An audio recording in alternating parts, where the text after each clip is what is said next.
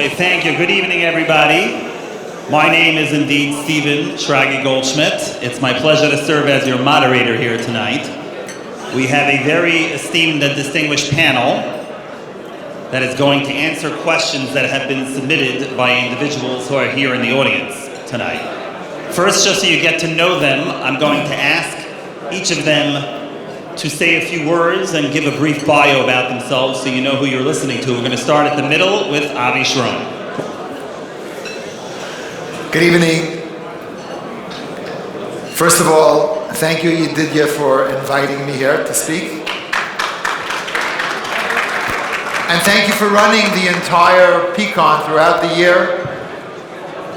The chat is very useful. I see people asking questions, getting answers.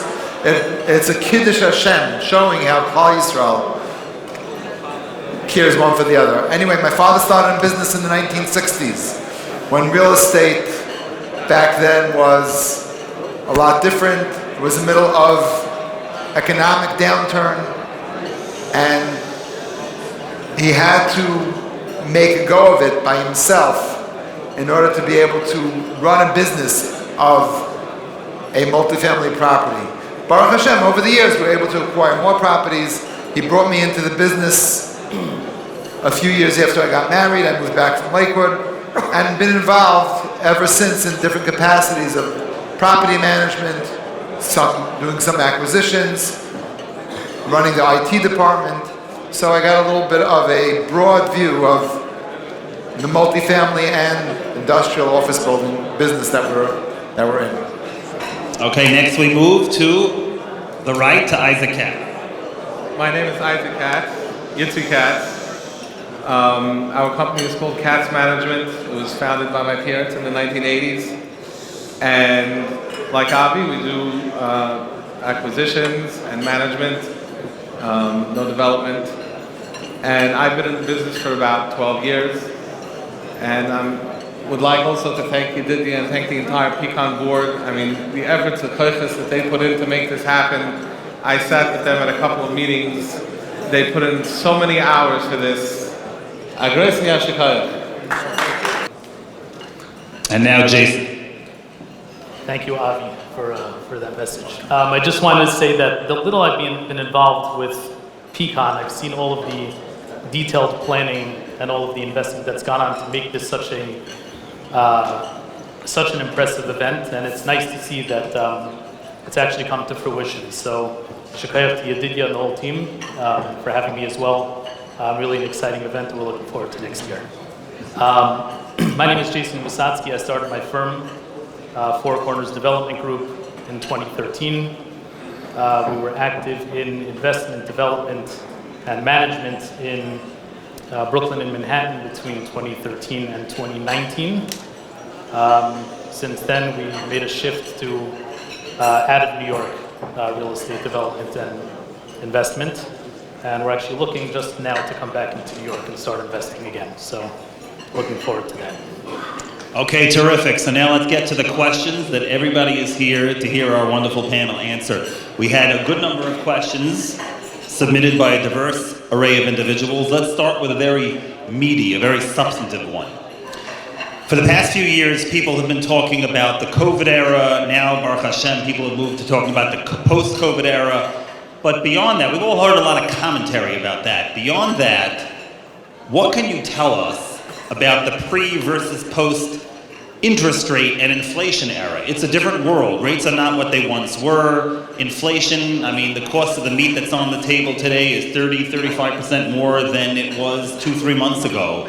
What does that mean for your business? Let's go straight to the middle and start with Avi. Tell us about the pre versus post interest rate and new inflation era. What does that mean? So we've all been watching and listening to the news about inflation. In order for the government to fight inflation, what they had to do was reduce the money supply. In order to do that, they raised the interest rate. The government, during COVID, put a lot of money into the system. When there's a lot of money around, everything becomes more expensive. They're reducing the money supply, they increased interest rates. What does that mean for us? Our business over the last 10 to 12 years has been a very, very interest rate driven business. If you bought a building in 2015, when interest rates, the 10-year was at, like it is today, 3.5%, and then a year later went down to 2%. So the value of your building went up because the cap rate went down. So we got somewhat spoiled by thinking that just by merely holding a building for a year or two, automatically you're going to create a tremendous amount of value. Take a look at the charts. Since 1980s, interest rates have been going down until a few months ago. So what that means, doesn't mean you go out of business. For those who bought recently when interest rates started moving up or you went into a contract, it's problematic. You got to work your way through it. But for those of us who bought buildings while interest rates were low, were a little bit higher rather, and prices were a little bit lower, and you have your buildings, you could run them. You have inflation, you have to deal with it. But you got to watch your revenue, you got to watch your expenses, and you have to stay on top of your game. It's not going to be a business anymore of just sitting and waiting for the cap rates to drop, and therefore you're going to cash in and do a refi. You're going to have to run your business. John Castaneda's left, he was in the grocery business. It's a grocery business. You have to have your income, expenses, and watch your bottom lines. And then you'll be okay. Don't stop buying. There's always an opportunity. People ask me whether or not they should buy. You should buy.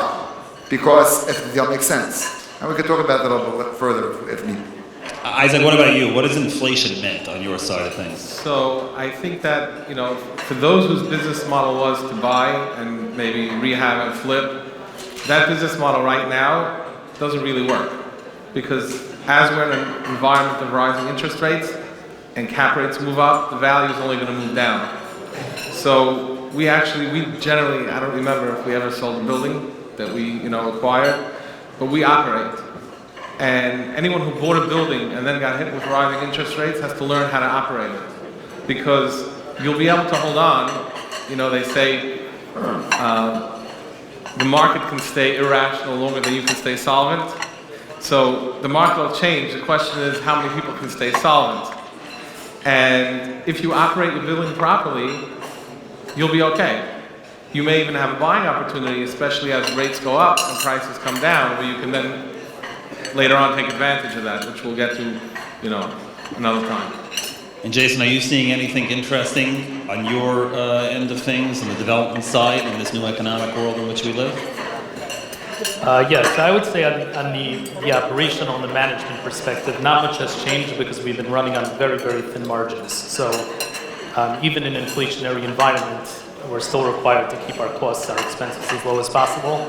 Not much has changed on that front. From a transactional perspective, I personally have actually been waiting for this to happen. There's been a lot of capital that's flooded into the market over the last few years. And the truth is it's been hard to compete. I think right now, when people get scared, it presents more opportunity. And I think now, over the next couple of years, when we are in a challenging environment, it will be more of an opportunity to be able to find deals that maybe made more sense than they have over the last few years. Okay, especially after a good meal like this, people say they go home and they have a very good night's sleep, but then there are others who say that they have trouble sleeping at night, and I always wonder what keeps them up in the evening. Sometimes it's good things, they're excited and they anticipate things, and sometimes it's bad things that they can't sleep because they're worried about things. So I wonder if our panelists, Jason, we'll start with you this time, and then we'll move across the board here. What do you think? What keeps you up at night? In a good way, hopefully not too much in a bad way. What do you see as the greatest challenges in today's real estate environment? And what do you see as the greatest hidden opportunities? Perhaps they won't be hidden anymore once you tell us about them, but what do you think about that? I don't know about too many hidden opportunities. I would say the challenge is what I've lost sleep over the last decade or so being involved in New York City real estate. I think I'm past losing sleep over those things. I mean, we deal with so many challenges on an everyday basis that there are really too many to enumerate. I would say that The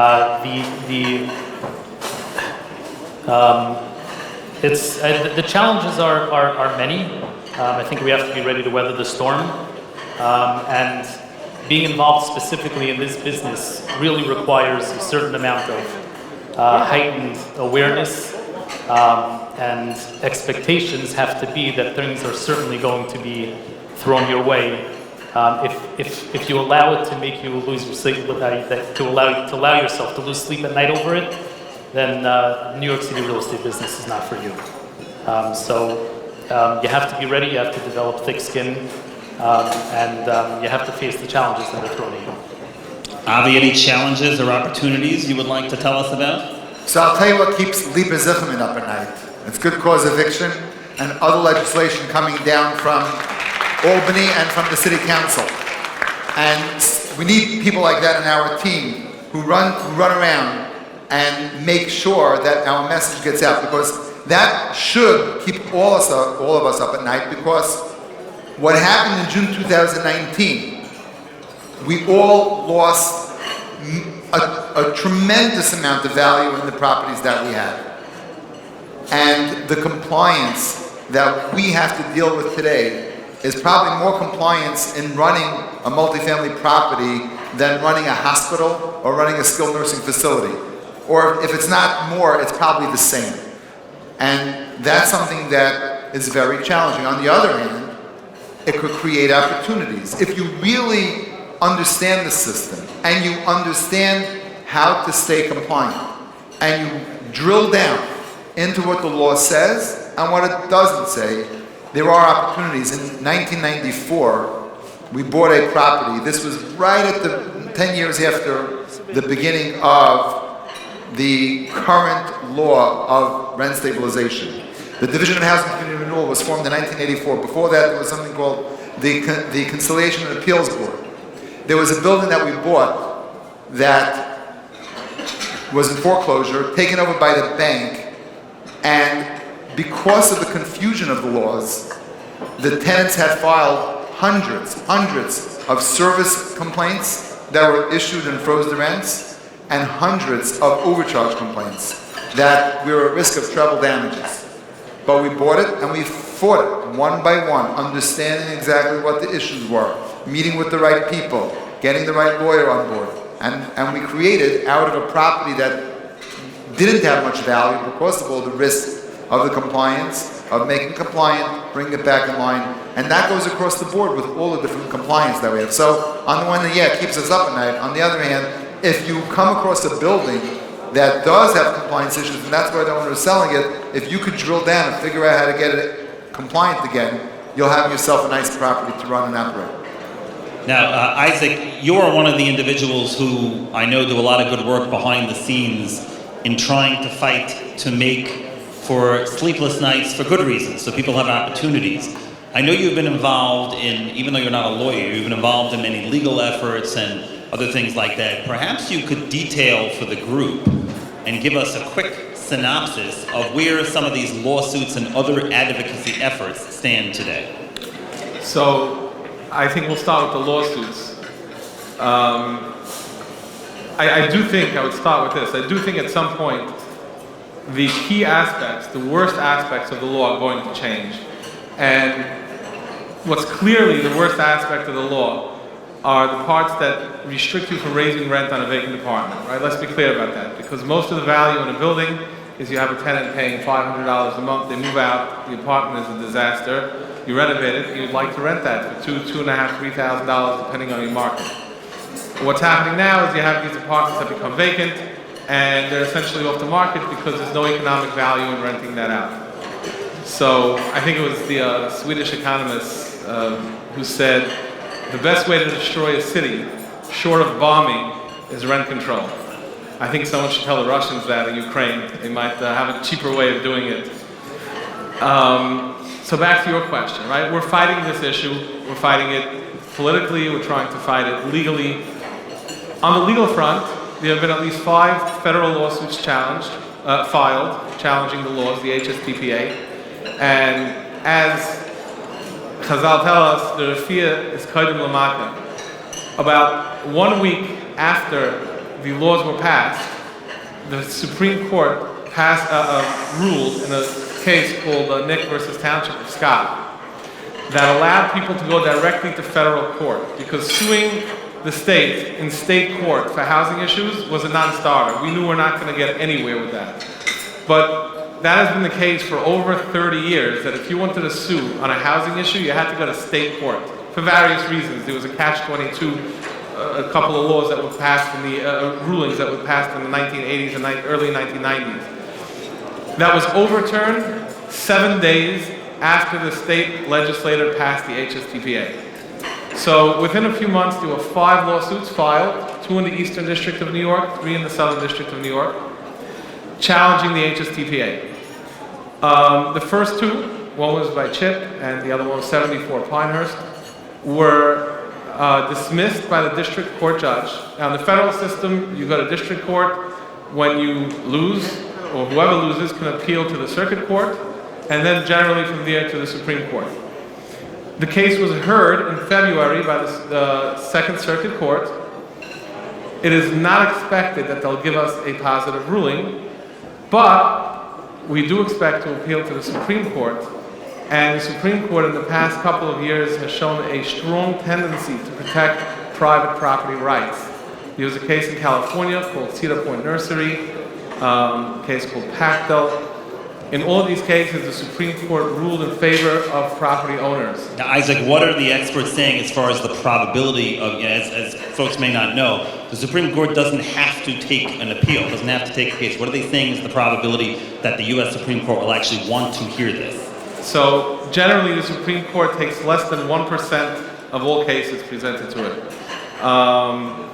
In this case, because of the widespread interest in this, and the Supreme Court's proclivity recently to protecting property owners, there is a high expectation that the court will take this case. Obviously, no one knows, but let me ask some of our other panelists the following. Isaac's been talking about federal matters, but many would say, despite the fact that we've heard from some terrific people here tonight, terrific politicians, some would say, you know what, it's difficult to do business in New York. Lately, the pendulum swung to national investments. Maybe it's just easier to go somewhere else where the government takes a more laissez-faire attitude. And then you hear people like Jason telling us that, you know, maybe he's now looking to come back to New York. Is the pendulum, let me ask some of the other panelists, is the pendulum swinging back to New York? Do people think now that economically it makes sense to come back, or are people kind of still scared by the regulatory scheme that we have here? Avi, what do you think about that? So like John Castelli said before, that when you buy low, you have the opportunity to make money when it goes up. The advantage that you have in New York is that being one of the most densely populated urban areas, there's always the comfort to know that even if there's a recession, even if businesses have to lay off people in order to protect their bottom line, which is starting to happen, you're reading about it in the tech world where they are laying off, hundreds here, a few hundred here. You'll wind up with vacancies in some of the second-tier markets.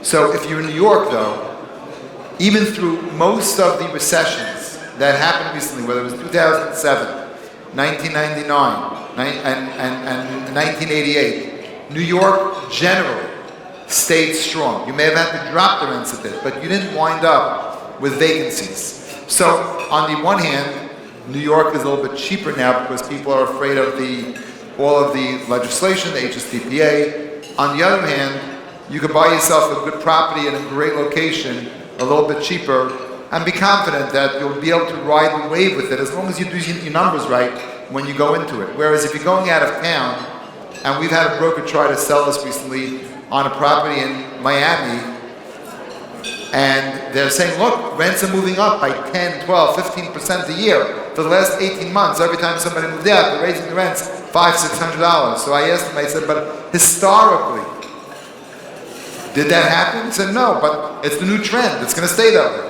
Well, trends don't usually stay that way. They usually go back to the norm. And New York, the norm is strong occupancy, good rent increases. You don't have to worry about the vacancy. You have to deal with other issues.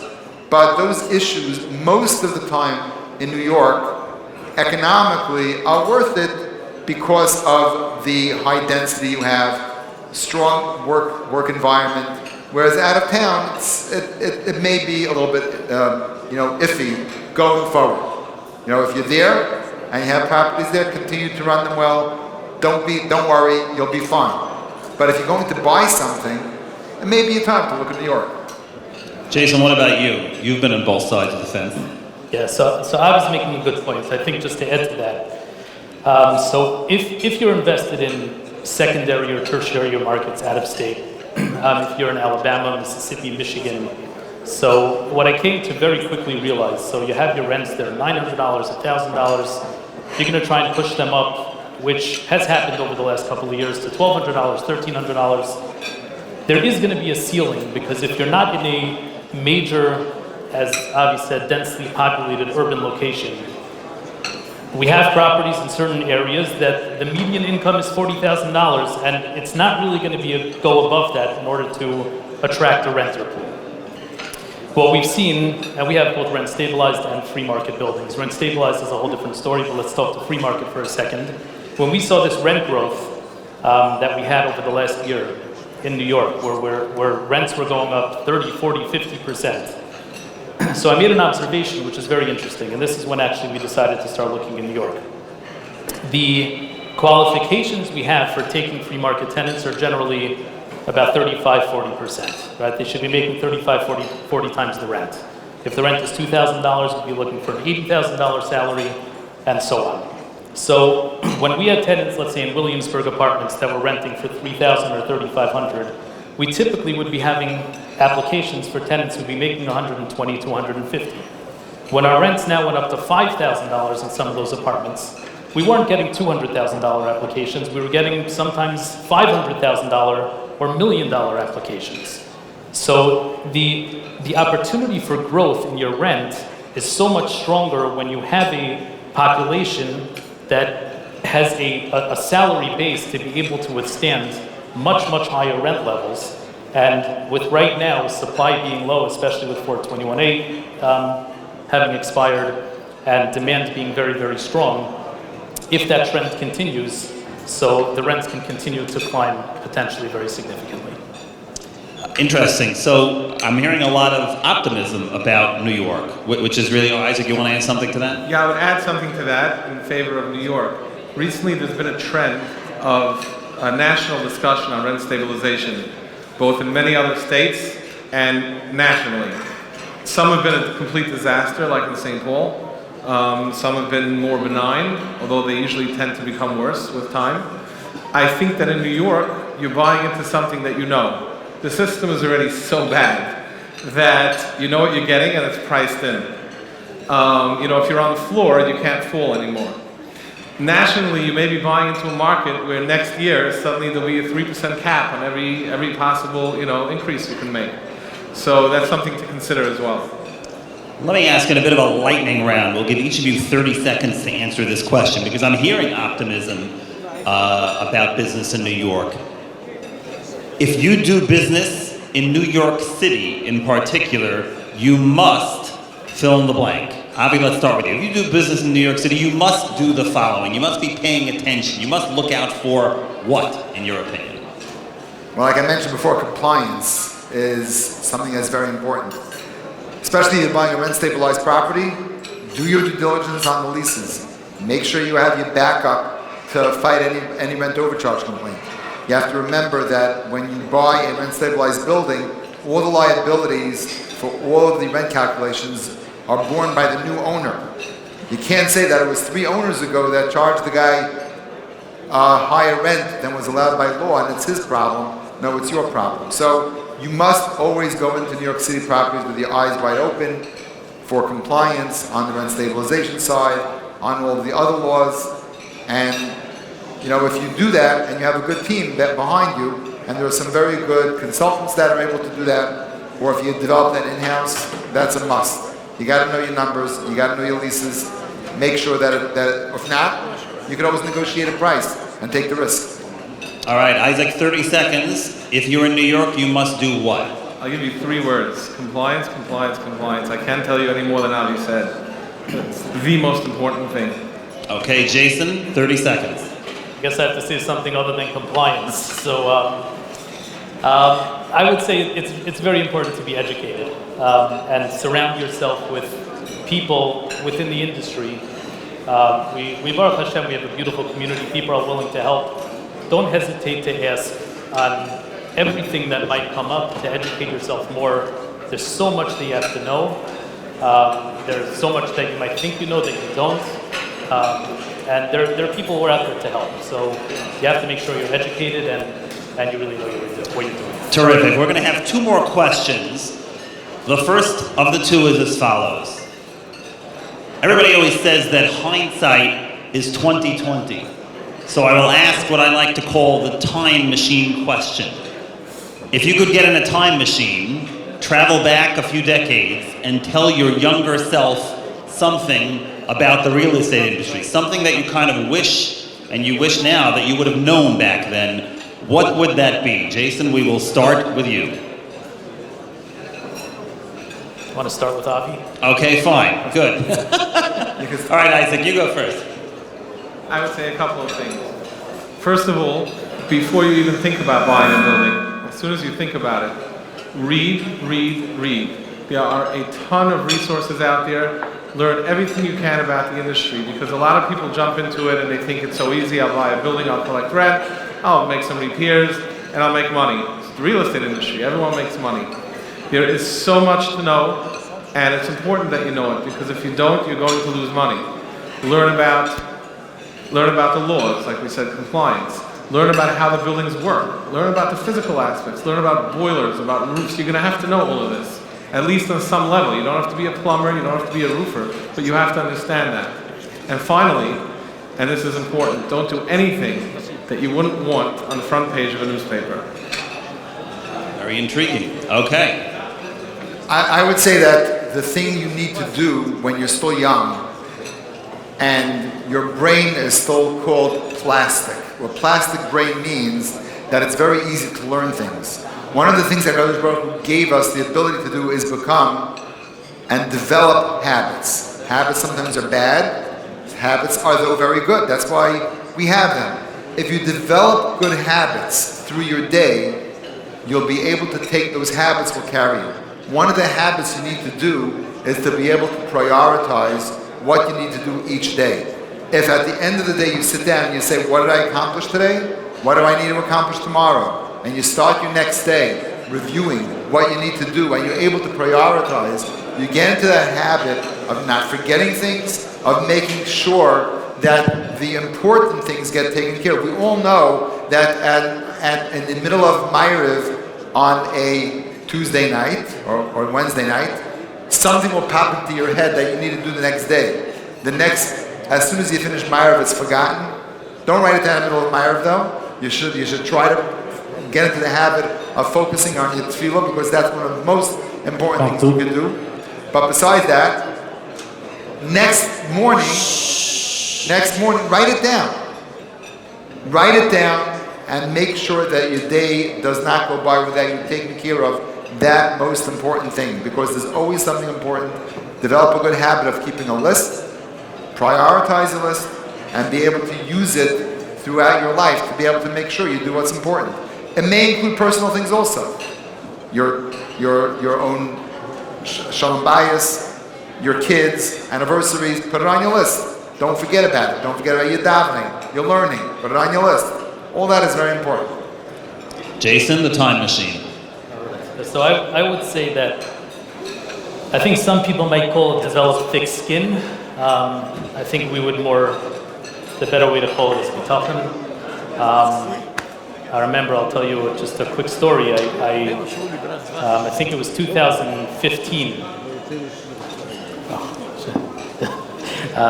Okay, quick story. 2015, I was really at the beginning of my real estate operation. I was having trouble raising capital, and I was approached by someone who said, let's do the deals together, I'll take care of all the money, and we'll be partners. Long story short, at the closing table, he made 2 operating agreements, gave one to the attorney, took the one with my name on it home, and he took the building. So I remember after that happened, I was speaking to Jared Kushner on the phone. He's an old friend of mine. I was telling him the story, and he said to me, Jason, this is going to be the best deal you ever made. Because he said the lesson you learn from it will be more valuable than any other deal that you can make. So I remember there were times after that happened, there are other things I remember. I see Mark Kurtz over here. He told me when I bought a 60-unit building one time and we had tenant organizers and tenant organizations and this, we were trying to do everything we could, clearing violations. They were just down our throat. And Mark said to me, he said, welcome to New York City. Now you're a real landlord. You bought a 60-unit building. These things are challenges that are going to come up, you're going to face. And there were times I was sitting on my couch, I'd just be at home, I'd be staring into space, I'd be in another world. My wife would say, like, what's going on? And I didn't necessarily want to share with her all of the challenges that I was facing. But there are things that you have to prepare yourself for. You have to be ready for. There are going to be challenges in any business. And have bitachon. Have bitachon and develop thick skin. All right, so we are out of time. The last question was going to be, but Avi, you had foresight, so you essentially addressed the last question already. It was going to be, how do you achieve a work-life balance? But I suppose if we compartmentalize and we prioritize and we make the proper list and make time for the right things, we could all, Be'ez Hashem, succeed. I would like to ask Avavi a couple of questions, if I may. You have the option not to answer. Okay. I'm not going to be presumptuous and think that you're successful. Meaning, people like to think that people who are in a certain industry a certain amount of time have reached a certain level of success, while nobody knows what the books are. I'm not talking about now. Let's go back X amount of years. What I want to know is, how many years did you struggle before you felt that you are in strong footing? And all those years, what kept you going to keep on pushing when you faced all these challenges? Well, I don't think anybody ever feels this successful because yesh le'imanu ratzon Messiah. So you always have to have more than. So I asked about your footing, not the level of success. Sometimes people. So I can't talk about myself because my father was the one who started the business, but it took him time to really get to the point where the business was running well. My father used to come home late at night. He was out collecting rent. Sometimes he would come home 9, 10 o'clock at night.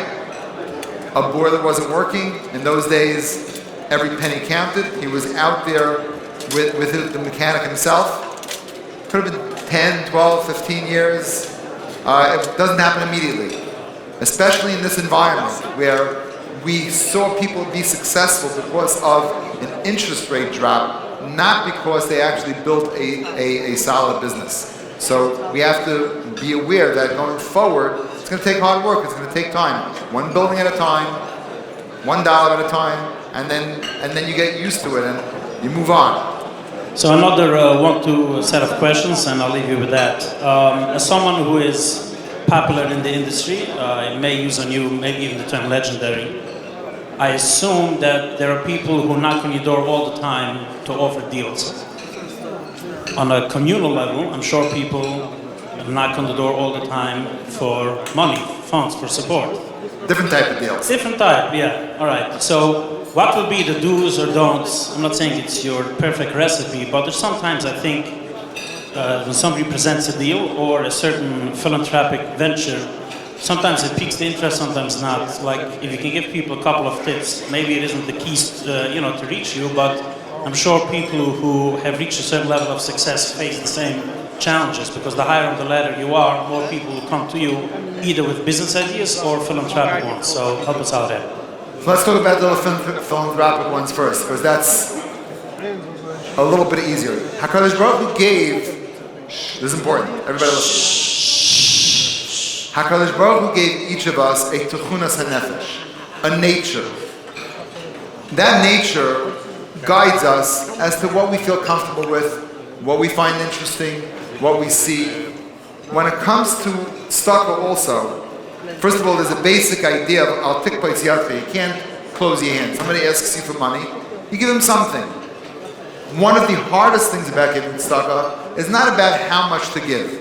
It's about how you treat the other person, And how do you treat the other person when the other person is egging you on? Give me another $1. Give me another $1. Give me another $1. What do you mean? You can't afford another, you gave me $50. You can't afford $100?